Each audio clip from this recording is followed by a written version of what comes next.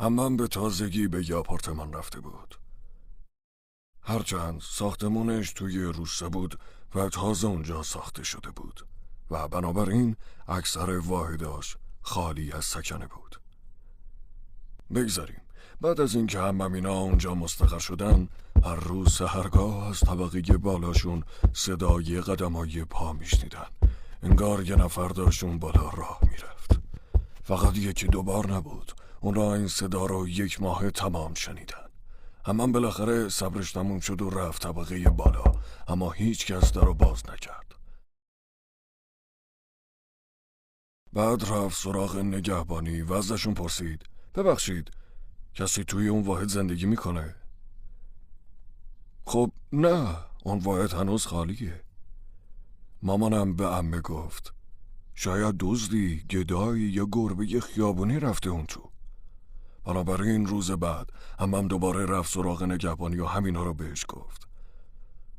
نگهبان اون شب رفت توی خونه‌ای که ازش صدا می اومد و کلشو گشت، ولی هیچ رد و نشونی از کسی یا چیزی نبود. با این وجود صدای قدم ها قطع نشد و اعصاب عمه و شوهر عممو داغون کرده بود. عمم در نهایت از یه دعانویس خواست که خونش رو چک کنه. دعانویس نگاهی به اطراف خونه انداخت و خیلی راحت بهش گفت باید از اینجا برید. زودتر به یه خونه دیگه از پاپ کشی کنید. چی داریم میگین؟ عمم مات و مبهوت شده بود، اما بعد از شنیدن حرف دعانویس حسابی شوکه شد و در آخر از اون خونه رفتن. چیزی که دعانویس گفته بود این صدای پرسه زدن ارواحه. اما مسئله اینجاست که صدا از طبقه بالا نیست، صدا از سقفتون میاد. اونا دارن وارونه روی سقفتون راه میرن.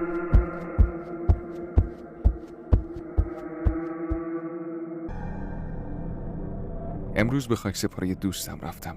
واقعا ناراحت کننده بود. دوستم درست 1 ماه مونده به مراسم عروسیش به طرز عجیبی فوت کرد. اون توی آپارتمان استودیویی زندگی میکرد. به من و چند تا از دوستام گفته بود که قبل از عروسیش میخواد واسه یه مدت تنهایی باشه بره اروپا. گفته بود تا 1 ماهی نمیتونم باهاتون در ارتباط باشم و ما هم فکر کردیم که داره از سفرش لذت میبره. روزی که گفته بود برمیگرده سر رسید، ولی دوستم هنوز برنگشته بود و به نظرم عجیب میومد. هممون نگرانش بودیم و یکی از دوستام رفت در خونش و با جسدش توی دستشویی روبرو شد. گویا تنهایی رفته بوده دستشویی، اما دوچرخه بزرگش افتاده روی در و دوستم نتونسته در رو باز کنه. اون 1 ماه توی دستشویی زندانی شده بود و به همین مسخرگی مرد. هنوزم وقتی به یادش میافتم قلبم به درد میاد و اشکام جاری میشه. امیدوارم اگر این ویدیو رو میبینید همیشه مراقب خودتون باشید. از طرف مدرسه واسه اردو رفته بودیم چین. قرار بود توی یه هتل مستقر بشیم، ولی هتل به دلایلی رزرومون رو کنسل کرد و گفتگوهای پشت تلفن هم هیچ فایده‌ای نداشت. معلم‌هامون مضطرب بودن و همگی حدود 2 ساعت توی مکدونالد نشستیم.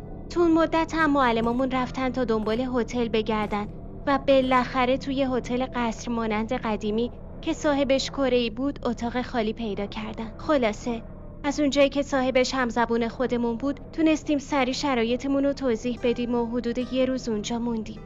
وسایلامون رو باز کردیم و از بس خستمون بود مستقیم رفتیم تو تخت و خوابیدیم. اما اون شب یکی از دوستام همش منو بیدار میکرد. میگم میشه با هم بیای دستشویی؟ ولی از اونجایی که ساختار هتل با هتل‌های عادی فرق میکرد واسمون سخت بود که دستشوییشو پیدا کنیم و میترسیدم اون وقت شب دنبالش بگردم. واسه همین محلش ندادم و به خوابم ادامه دادم. صبح روز بعد موقع چک اوت کردن دوستم مدام داشت یه سوالو از پذیرشگر میپرسید و رنگشم مثل گچ شده بود. بهش گفتم چی داشتی میپرسیدی؟ میدونی دیشب تنهایی رفتم دستشویی، خیلی تاریک و ترسناک بود، ولی واقعا باید کارمو میکردم. بالاخره یه دستشویی پیدا کردم و رفتم نشستم. بعد از دستشویی صدای یه زن چینی رو شنیدم. با خودم فکر کردم که لابد یه مهمون دیگه هم اونجاست و میخواد از دستشویی استفاده کنه، ولی اون فقط یه کلمه رو تکرار میکرد: سایمینگ. حسابی ترسیده بودم و نیم ساعت با خودم فکر میکردم برم بیرون یا نه. بالاخره اومدم بیرون و دیدم کسی اونجا نیست. با ترس برگشتم تو اتاقمون. وقتی یکم آروم شدم گوشیمو برداشتم و کلمه‌ای که زن گفته بود و سرچ کردم. اما هیچی نتونستم پیدا کنم و ناچار دوباره خوابیدم. تا اینکه امروز صبح رفتم سراغ پذیرشگر هتل و معنی اون کلمه رو ازشون پرسیدم. چیزی که زن گفته بود این بود: بالای سرت. متصدی ترن هوایی میخواست در ورودیشو ببنده که دید 2 نفر دارن میان داخل. فکر کنم شما آخرین نفره باشین.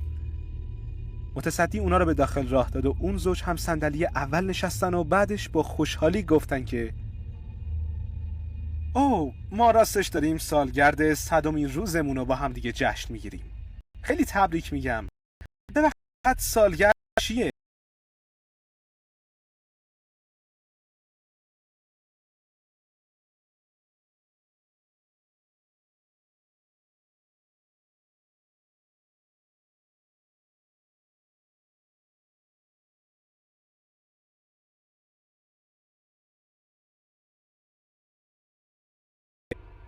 اما وقتی ترن برگشت، در کمال تعجب هیچ کس داخلش نبود. بعد متصدی رفت دوربینا رو چک کنه، ولی در کمال تعجب دیدش که هیچ کس اونجا نبوده و فقط داشته با خودش صحبت میکرده.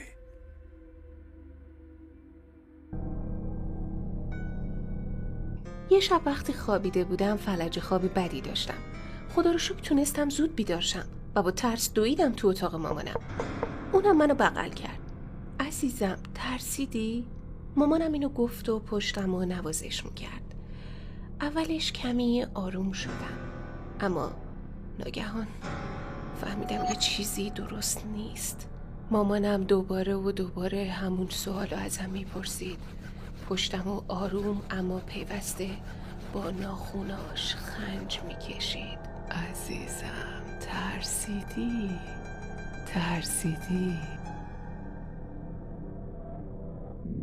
خونه‌ای که ما توش زندگی می کردیم یه خونه مستقل بود و با اینکه حیاتمون در و پیکری نداشت، اما جای امنی بود و کسی نمیتونست واردش بشه.